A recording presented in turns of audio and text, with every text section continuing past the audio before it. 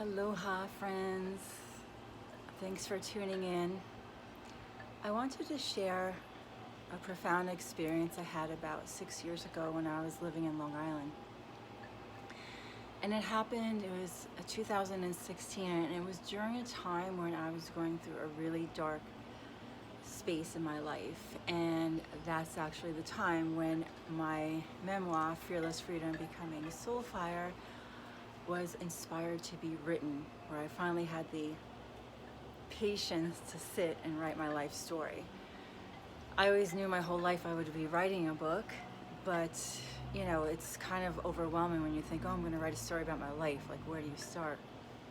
But that year, like I said, I was in a really dark place. I was heartbroken, and I was experiencing an abandonment so deep again. Like, this was like the theme of my life since I was born, since I came into the world.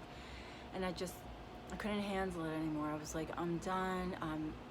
I'm too sensitive to be living here. Maybe this place isn't for me. I'm ready, please just take me now. I had visualizations of how I could end my life. I had it all planned out in my mind. It was intense, and I was in a really dark place. And but there was a little voice, faint, barely heard it, but it was there, and it was like, it was saying to me, like, you cannot run from this anymore. Like, you know better. You've been studying this stuff and the self-help stuff for how many years now, and you have to sit and face your pain.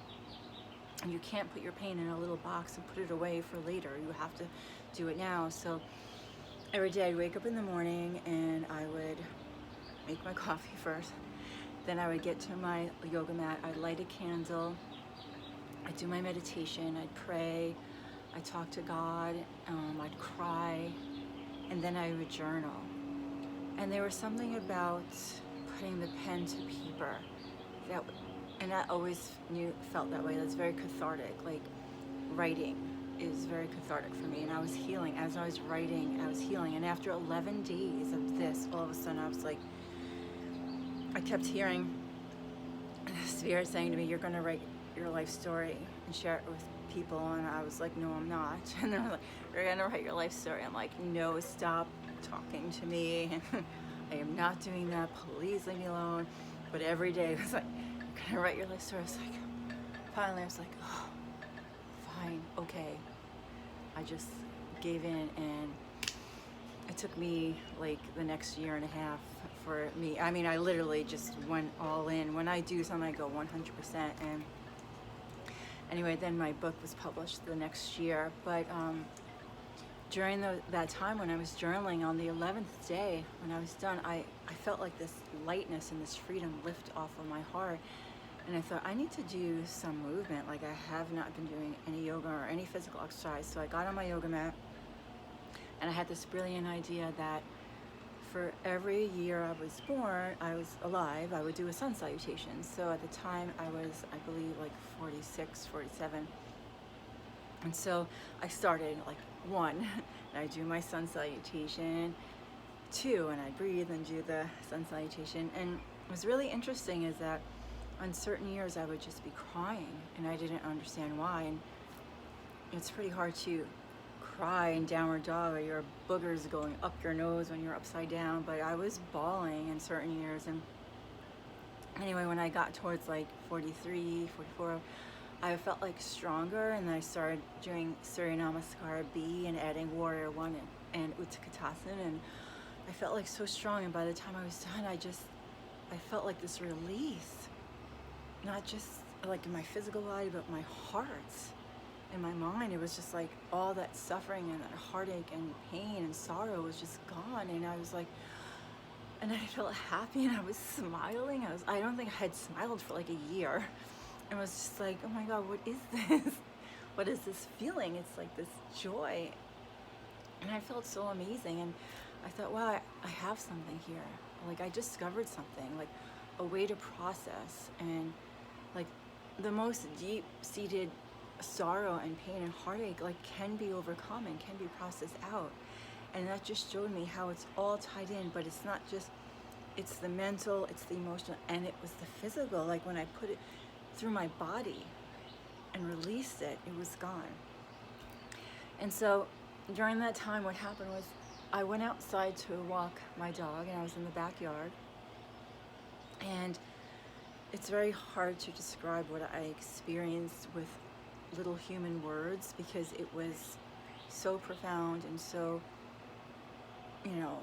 above what I'm gonna try though with the words. So I left my body. So I was fully, trust me, I don't do drugs or take hallucinogenics. So I was not on anything. So I went outside to walk my dog. Next thing you know, I was out of my body. And my consciousness just left my body. And I guess the best way to describe it was like I was above, looking down on the earth, and I could see the earth and all of humanity at once. Like that perspective, and I would say the closest thing maybe to describe it was like a God perspective, from that omnipresent perspective of God, like just seeing everything all at once, knowing and seeing it. And I saw every human walking around with this veil over their head and their third eye. So it was like from their crown covering their third eye. And people were asleep. They were just kind of like walking around, bumping into each other. I don't know who I am. Who am I? Where am I going? They were just asleep to their divine connection. And I saw that everybody was divine. Everybody was part of God. And there was that cord connecting them to God, to the Creator, to the Godhead. And we all have that, but we were all asleep to it.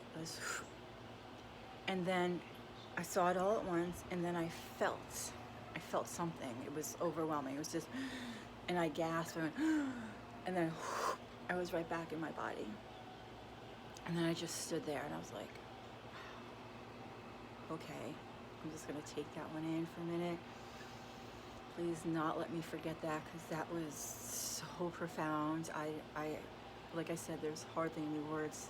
I'm doing the best I can to describe it, but what it did for me was that it really just cemented in everything that I had been learning and studying for so many years, being a yogi and just being a spiritual seeker my whole life, like wanting to understand, like, who am I and why am I here?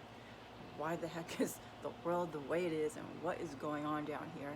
I always was a questioner and a seeker of truth and understanding, and that just cemented in all my teachings that all said the same thing.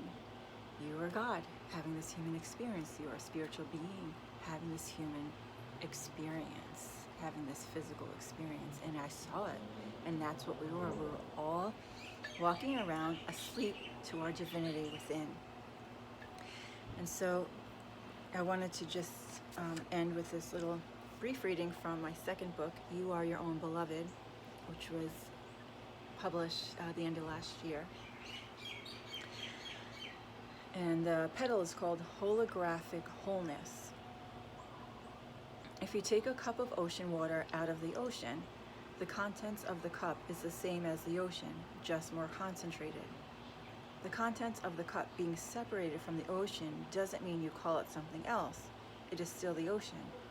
In the illusion of 3D, with separate bodies, we seem separated from each other and God, but we are the same. We are all connected through a divine web of etheric light, and we are and still always be connected to the Almighty Creator. You are a spark of the divine, a piece of God, and a piece is part of the whole. If you cut a hologram in half, each half contains whole views of the entire holographic image. The same is true if you cut out a small piece. Even a tiny fragment will still contain the whole picture. You are this holographic wholeness of the one Creator light, God within human form.